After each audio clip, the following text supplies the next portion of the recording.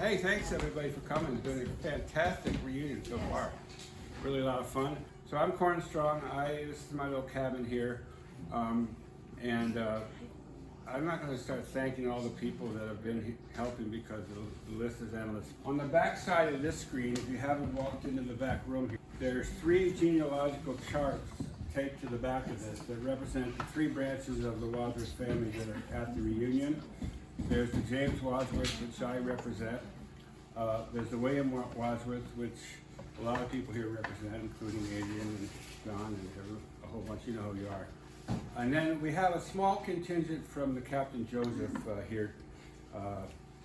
Will is going to be speaking from that group.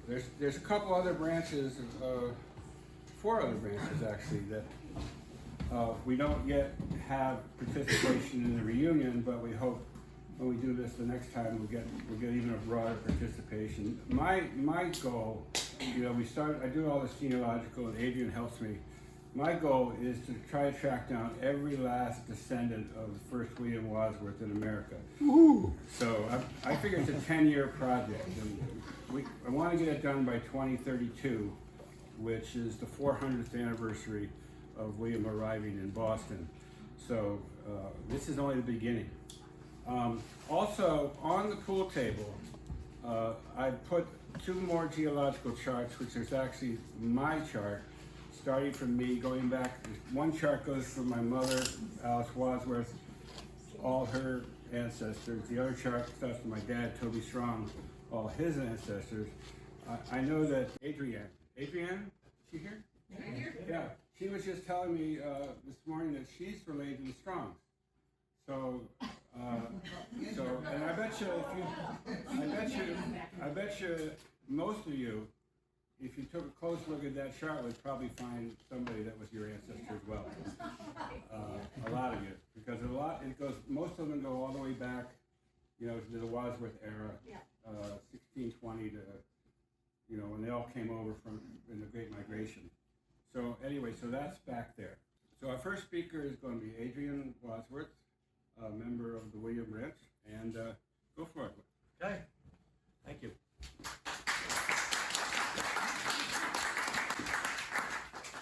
I've made out, well, I didn't make these out. I wrote out what Jennifer copied on me.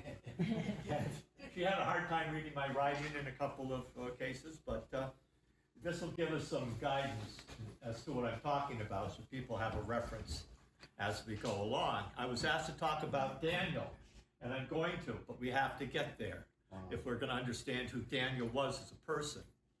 I didn't get into genealogy until I was trying to follow on the line of ownership in the house at 107 Main Street, Farmington, Connecticut. That was in the Wadsworth family for 330 years. It was built about 1680. We owned the land from 1665 on, but the house we know was going up by 1680, and we sold it around 2020? 2020. So 330 years we owned that house on that street, and it was right across from John's house, original home that the Wadsworth family had, that was built in 1654. Wow. And you should say that John was the son of William. Yeah, John is the son of William. I'm just going to get into that so everybody understands how we're all connected. And first thing I'm going to tell you is when you look at the internet and you look up names, don't believe everything that's down on the screen, because people that can't find the ancestor that they want to be part of a line, slip them in. And all of a sudden you're looking at, that isn't right. And it made it very difficult when we first started on this journey to go in and find incorrect information, and changing it's quite hard. So you have to build your case with a family tree. I guess as we all know, William came over in 1632 and landed with at least 3 children alive. He had a daughter. He had married Sarah Talcott in England. And we believe the marriage was in Braintree, in Essex. And they had 3 children prior to sailing, 2 anyway that lived through it. They had a daughter, Sarah, who was born about 1626. Then they had a son, William, who died either on the way over or prior to leaving, and a son, John, and a daughter, Mary. And Sarah, John, and Mary lived into adulthood. And other people have listed a Lydia in there. I have no way of knowing. I can't find any reliable trace of Lydia in between William and Sarah Talcott. And then we know William, Sarah Talcott died in 1643. And he married Elizabeth Stone at that time. And he started another family. And I believe the children, and that's the Joseph line that Will's in. But I believe that the children that lived into adulthood were Elizabeth, Samuel, Joseph, Sarah, and Thomas. Was there another one? No, I think those are the ones that lived to adulthood.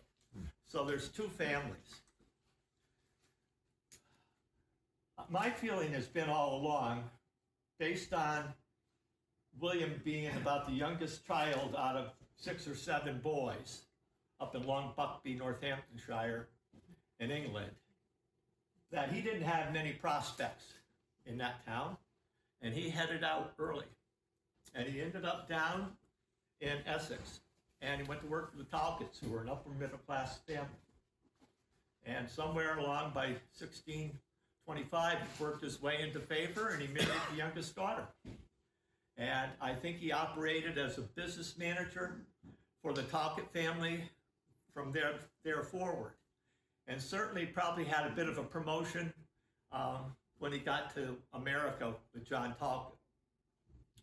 And they bought a lot of land and property together over the years, and until as long as Sarah lived. In fact, people wondering how John ended up in Farmington. Why Farmington? Why didn't he stay in Hartford or be closer by?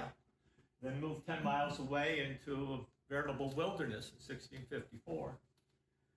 Farmington didn't become a town until 1645, but William Wadsworth and John Talcott owned property in Farmington about 1640. And by 1642 in the Talcott diary, it says that John and Uncle Wadsworth had a house and barn on 120 acres at that point. And it was basically where the great pasture was, John. And it was there along the Pequabic over to the Farmington River. And pretty nice piece of property, and they probably raised animals out there. They couldn't get quite enough food in Hartford. And I think John spent a lot of time out there. That's what they did with young people. And I think he just put in a lot of hours out there, or a lot of days, most of the summers, of working on that farm. And he fell in love with the community and the place.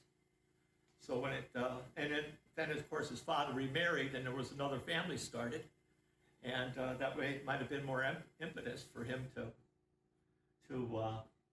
be in Farmington. So in 1654, John married Sarah Stanley and moved into a house on Main Street. And his father gave him half of the land he owned with John Talcott at that time. So he was pretty well set up when he started. He started off in pretty good shape, and he did very well. Now, it's kind of, I don't think there was ever any animosity with William's children or the second family. I think it was a close relationship. I think it was one that they both nurtured, and John was recognized in the will of William, his father, as well as the will of his stepmother. And that was kind of unusual, I think, at that time, as I've read wills over the years and looking at old families. He was, in William's will in 1675. He says, "I'm leaving my son John 10 pounds in recognition of my love for him." And John got what was an equivalent recognition in the will of Elizabeth Stone Wadsworth, when in her will. He got 3 pounds, which was about what most of them got, except for Samuel. So what happens when he's in Farmington? Well, he's there by himself, and he starts having kids. He married a remarkable woman, and I think she was close to the same age. They had a son in 1655 who died 20 weeks out. And how do we know that? It's not anywhere on the internet. But I was sitting in a library in Connecticut one time, and Will was taking forever to work through what he was looking at. I got looking in the files, and all of a sudden I found a journal that had been donated by, I guess, somebody related to the Wadsworth family in Durham. And Will has basically translated a lot of it so we can understand it. But it lists his date of marriage, the date of birth of his children, and it's all pretty clear, along with the children he lost. Sarah was a very loving wife, I'm saying. 55, 57, 60, 62, 71. This is 75 or 76. Twins. Then she holds out until Thomas comes to 1680 and 1682. Oh my God. She has her last child. 25 years. 25 years of childbirth. I don't know if that's patience, love, or what. And the amazing thing is, Sarah lives on and doesn't die to 1718. Wow. So she was not only did she reproduce, but she lived a long time to see a lot of her grandchildren. Amazing. And didn't get caught by any of the diseases coming through. Great genes. So that's basically the background there. When John dies in 1689, he's had a pretty interesting life. He was recognized because of William, I think. He got his first lucky break he was a juror on one of the witch trials. And he was a juror when they tried a couple for being witches, a man and a woman. And the next day there was another trial of witches, and it was for Mary Barnes, who lived on the other side of the old cemetery on Main Street. But John didn't sit on that jury because Main Street in Farmington was a little close. He was a neighbor. She was a neighbor. So William Wadsworth sat in on that one. And they found her guilty, and they hung the 3 of them. But that fell in line with the Puritan viewpoint on what was right and wrong. This was a government that was made up of, it was a melding of church and state. The rules that they wrote up for how they were going to run their lives: you took the Lord God's name in vain, you should be put to death. That's what they put down in 1641. And there's 12 commandments, basically. And they somewhat follow the 10 commandments, but pretty harsh punishments for most of them. And they were harsh. Yeah, well. Just to add that it was a legal process, and because it was a legal and careful and thought through process, it stopped within a decade. They just decided this is stupid. Yeah, eventually, we got out of the witch business before Salem really got into it, which was good, you know. Then he was elected in 1672 as a deputy. There's 2 from Farmington, for most of the larger towns. And he's a deputy for 3 years with his father. His father dies in 1675. And he continues as a deputy, and in 1679, he is elected as an assistant, which would be the Senate today. And he spent 10 years in that position. John had a unique relationship, and this is important to Daniel. John, with Samuel Stone, who was Elizabeth's brother, his stepmother's brother. And Samuel Stone never allowed any of his sermons to be published during his lifetime. But when he passed, he did allow them to be published. And I have a copy here, anybody can look at it if they want. This was the first catechism, guidance, religious guidance, published in the colonies. And it was published in 1685, I believe. And it was printed in Boston, and John Wadsworth paid for it. I'm not so sure Samuel wasn't his teacher growing up. He was the teacher for the church. Somebody taught these kids how to write. So this had an influence, I think, on Daniel later on, this connection to the church and to the Puritan religion at its basic level. Another thing I think had an influence was I couldn't figure out what John's real relationship was to the community at large. And you talk about Windsor and Wethersfield and Hartford and Farmington and in that area. But there was an appendix, the public record of the history of the colony of Connecticut, that was printed by, it was transcribed by Mr. Hammond, Hammond, who was in charge of the state library. And he didn't know what happened to the records for the government under Andros after they had dissolved the government of Connecticut and Massachusetts. He could never find the papers where there were any direct input of what the rules and the regulations were or the laws that had been adopted. And he was down at Yale going through some manuscripts, and he found a 34-page manuscript, and he immediately, in this little piece at the beginning of the appendix that covers all this, recognized the writing of John Wadsworth. Now, there's got to be a lot more documents out there that John Wadsworth wrote, and he recognized the writing of his son, Deacon John. And they were both considered lawyers within the general concept of law. John was actually one of the first three people given the right to practice law in front of the legislature of the colony in 1706. There were three men named, and then they named several right after because they had citizens filing suit. We think we're a litigious society now. Back then, they were suing each other left and right. It was a pretty common practice. So they had to bring some order to it.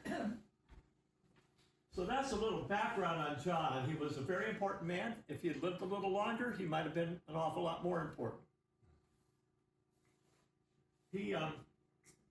So John becomes known as Deacon John. He was active in the church. He was an attorney. He was the go-to man after his father died for the Indians in town. And he was a representative in the government in Hartford. He married Elizabeth Stanley. They're not out of the same family. They're out of different brothers. So we had a Talcott. We had two Stanleys. So and then these were his children. He had a Sarah, who married one of the Coleses.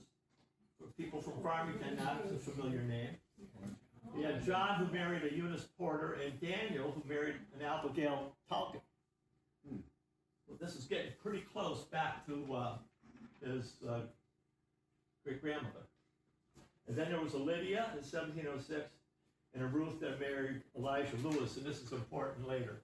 And those were the children that lived to become adults. So that's the background. Now, Daniel was born in 1704, and his mother got pregnant after the birth of Ruth. And she died in childbirth, as near as I can tell. I can't tell if she got sick about the time the baby was born or what, but both the baby and the mother expired. So they aren't part of the picture going forward. So at the age of 8 or 9, Daniel's lost his mother. His father marries again to a woman named Gridley. It's like 5 years after he remarries, Deacon John gets sick and dies, which was a real problem. Because in his will, he says, the land that I've forgotten her first name even right now, but Gridley brought into the marriage is to go to her son.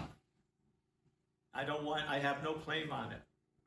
However, if you find out she had any other property, she's done.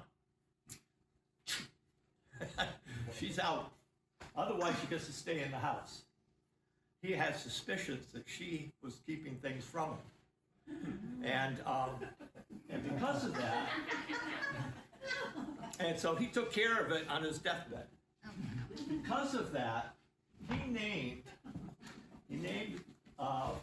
Sarah was already married. She married prior to John dying. John, they gave all 4 of those kids guardians, 4 of his brothers. So John's guardian is William, my line, was the guardian. Daniel's guardian is Thomas, he's the 6th of the 7 uncles, or the 7 sons. Lydia's guardian was James from Durham. And Ruth's guardian, Daniel's guardian is Hezekiah, the youngest, and Ruth's guardian is Thomas. So I don't know what the nature of that guardianship was, if the people moved in, if it was just keeping an eye on the house and making sure that things went okay, because everybody was under the age of being able to inherit land or be on their own. I can tell you that his uncles had a very big part in Daniel's life. As he goes on, and in his diary, we can see they visit him all the time in Hartford and whatnot. The probate court regularly oversaw the accounts each year. Yeah. They had a full report of every penny. I don't know if Lydia ever went to Durham where James lived. James had moved to Durham in 1704, 1708, sometime. He sold his house, I think, by 1708, which was in Farmington. Daniel is looked after pretty well. The minister takes an interest in him. The minister's oldest son he had a son, the minister had a son, Whitman had a son the same age as Daniel. The minister prepared both of them to attend Yale, and I think Hezekiah paid for it.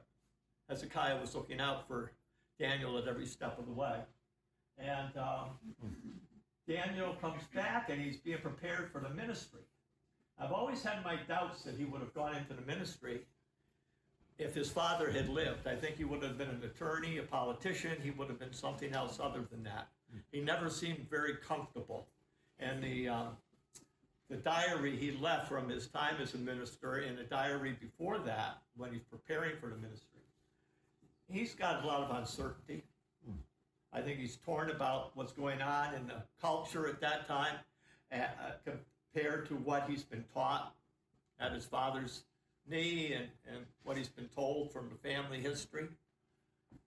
But he wrestled with it all the time he was a minister. He goes into Hartford to help a minister there who's failing. The man is sick and can't deliver the sermons, so he helps him write the sermons. Sometimes he does some preaching. He's going through his trial period as a minister, and when the minister dies after about 2 years, the church asked Daniel to stay on, and he did. I think he did because he had gotten interested in the governor's Joseph Talcott. That's supposed to be his name. Joseph Talcott's oldest daughter, and they got married soon after he took over ministry at the church. And they commenced to having a whole line of children. And it was lucky he married somebody who came from resources, because he doesn't stick around a long time. They got married in 1734, and here come the kids. And the ones that lived there were Eunice, Elizabeth, and Jeremiah. And in 1747, Daniel dies. Wow. and he was failing for a year before he died. He had a heart condition, as near as I can tell from the way he describes it in his diary. Only 43. Yeah, he was only 43 years old when he died. And his father had died at an early age. His father died in 1718. Jeremiah is only 4 years old. And it was kind of unusual. He was kind of abandoned, not abandoned, but he must have felt that to some degree. He was sent with to his uncle Matthew at some point early in his life to be overseen by Matthew. It must have been when he was 10, 11 years old. Matthew Talbot. Talbot. So Jeremiah is raised on the knee of this Matthew Talbot. And he, within a few years, probably 5 to 8 years of going to sea, he's living in Middletown. He goes out to sea on the ships. When he's about 26 or 7, he's got a boat. Wow.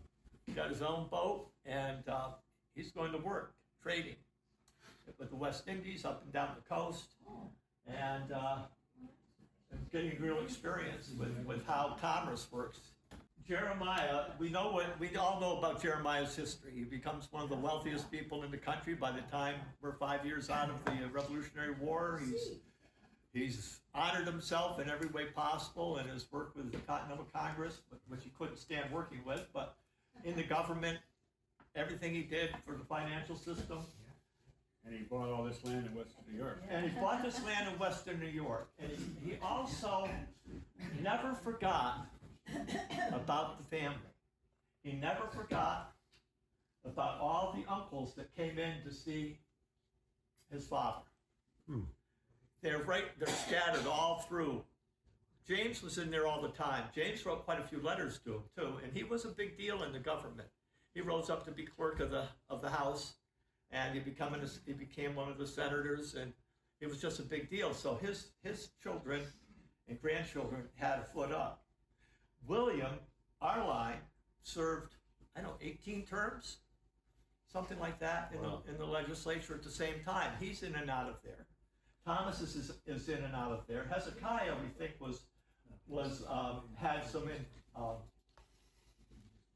he had some physical problems, and he didn't travel away from home. So I'm going to back up. I've given you the background. Here we are. When Hezekiah died, so the seventh brother dies in 1740. Hezekiah had bought the house at 107 in 1725. So Mrs. Gridley was out of the house by then. So he buys the house and that land, and when he dies, he says everything goes to Thomas. And when he dies, everything goes to Daniel. All of my estate goes to Daniel. And Thomas he was afraid he was going to get taxed on everything. So he appealed, and he said, well, Hezekiah and I always did our business together. And he won that appeal, so he didn't pay taxes. So then he snuck into Hartford, and I can't find the deed of transfer. And I've looked everywhere, but he gave the house at 107 to Daniel. He was in there, and I'm suspicious about a couple of his visits. They were a little longer. He was in there giving the house and property in Connecticut to Daniel. His nephew. To his nephew, who was also the person that he was guardian of Daniel. So Thomas took care of that early because, and I can't find any transfer. The will wasn't probated on Daniel, who died in 1747, until 1765, because they were waiting for the children to be old enough. The children divided the property, and Jeremiah took some land there. Plus, he was a proprietor as soon as his father died. He was a proprietor in Farmington. Explain that term if you have time. Yeah, I will, if you don't pull me out of here. He was a proprietor. So Daniel, the two girls, Eunice and Elizabeth, owned the house. And 2.5 acres on Main Street went from the cemetery all the way up to Carrington Lane. And they sold it to Asa Asahel, Wadsworth, our direct descendant, who wanted the house. I think he was living there and renting at that point. He was married, been married for a while, and he bought it and he added the front. That was a son of William. Yeah, son of William. He was grandson of that first William. So Asa ends up with the house. There was a familiarity there. Daniel took land. He's taken over the position in proprietorship, splitting the property that was being divided in Farmington. He could not help but know all of his cousins, even if they were second cousins. He couldn't help but know them. Most people had stayed in Farmington. Now, there was a lot of things I was going to cover and I haven't gotten to, and there was a big debate in town about where did Washington stay when he came to Hartford. Did he ever stay in Farmington? And they put on a big program a few years ago, and I told them they were wrong. They didn't listen to me. And Washington stayed at the old house. And the old house had gone from Uncle Thomas when he died in 1771 at 91 years of age. It went Thomas Wadsworth Lewis, Sister Ruth's son. It went to him. And we know that because for a while Archibald McLeish was the head of the Library of Congress back in the 40s, and he did the research with Wilmarth Lewis, and they came up with a bill that Thomas Lewis had sent in. So I got a letter of apology from the historian of the Historic Society. You don't get much recognition, but we shouldn't have things taken away that were obvious. And the work had been done so much before, she just ignored it. So that was one of the things. Now, I just want to touch the other thing to look at. Okay, how did James and William come out here? Obviously, they were very high profile. They were out of James. He'd been very successful. The Wadsworths of Durham were well known and had done good work for the colony. And I put that a lot to the work John had done with his sons and their understanding of their responsibilities as citizens. Sure. And you had William and James are both, I guess, generals at the end of the Revolutionary War, so obviously they're in it. You had Gad, who settled in Avon. I guess you might talk about him some tomorrow. He was Asa's twin brother, and he moved out here in 1792. So what's his connection? He was commissar for one of the Connecticut regiments.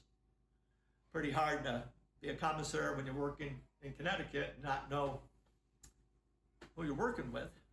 And he went from being a private to being a captain overnight, one day. And I don't know if that was Jeremiah's doing or not. And William had a high profile too. He was active in the Revolution. Nepotism was alive and well. And then when you look at the will of Jeremiah, it all comes clear.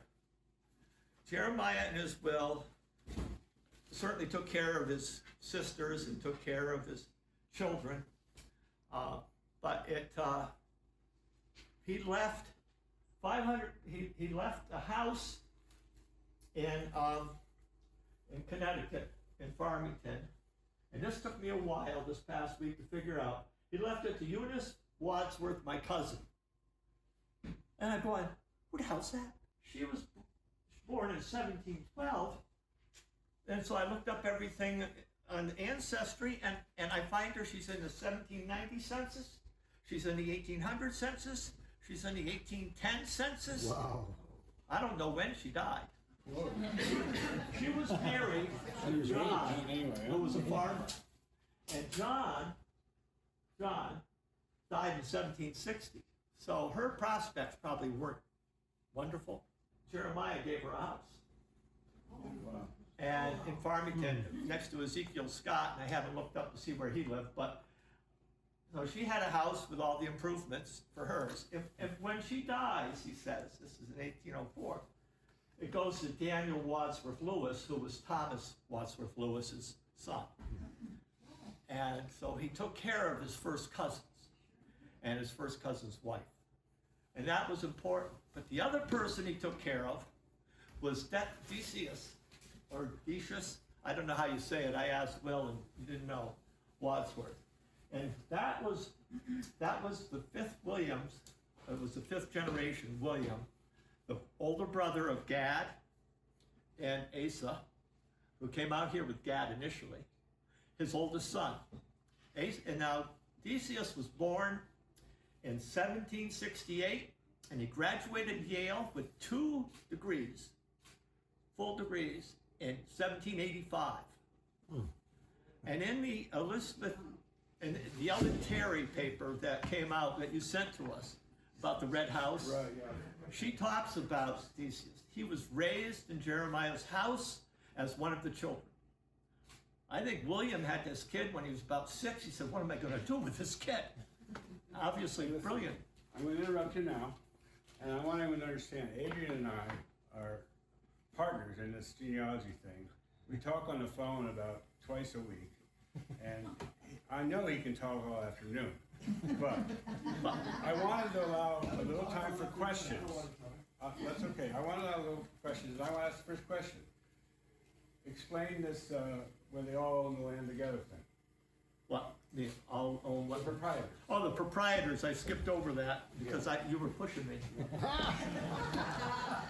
In Farmington and in a lot of the early towns, when they came in and settled, they settled as a very tight community, Indian raids and the like, and there were parts of the communities that were not developed.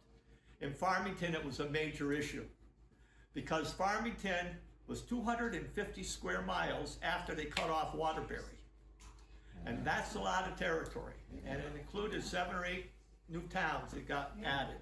Not gonna, Britain and Bristol and Burlington and Plainville and Southington, and it just goes on. And they couldn't be towns until they had enough people to have a parish and a minister.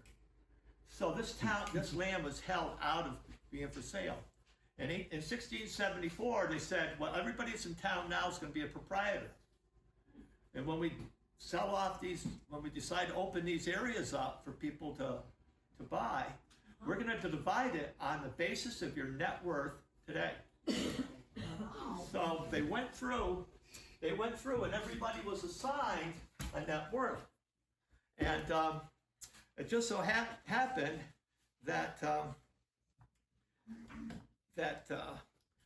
John ended up being the 3rd wealthiest guy in the town.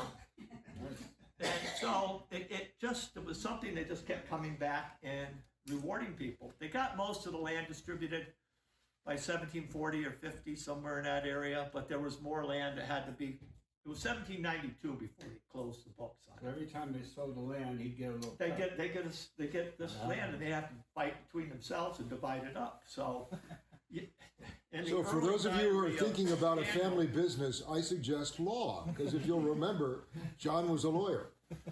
Yeah, but John really paid, his sons initially, and then his grandsons really made out pretty well. And Daniel, he missed going to the proprietors' meetings all the time before he moved into Hartford. And he was always in Farmington on business, back and forth. So it was kind of interesting. It's a way to have everybody continues to get rich. Just have one thought, the treatment of his aunt Eunice was, I think, characteristic of Jeremiah's household. The respect for women, the gentility in the home, the manners were all very, very Wonderful. Respectful of the women in the household. Decius was a gentle household. Decius was incredibly bright. I think Jeremiah had thoughts of using him to run his business, is what I think. He developed a cipher. This is cryptology, where you're making the thing that develops code. He took an idea from Jefferson, improved it, got with his buddy Eli Whitney, and developed a cipher that was used with some adjustments and changes over time into 1949 by the Ordnance Department of the United States Army. It's something to do with artillery, right? Well, no, it's to send messages. Oh. And it was, and so Eli Whitney built it, but it was a cipher that he developed with two brass discs that rotate against each other, and it would give you a different number or letter, and it's how they built code. And it was incredible. He was, thinking all the time. Any more questions back there in the cheap seats? Anybody? Thank you, Adrian.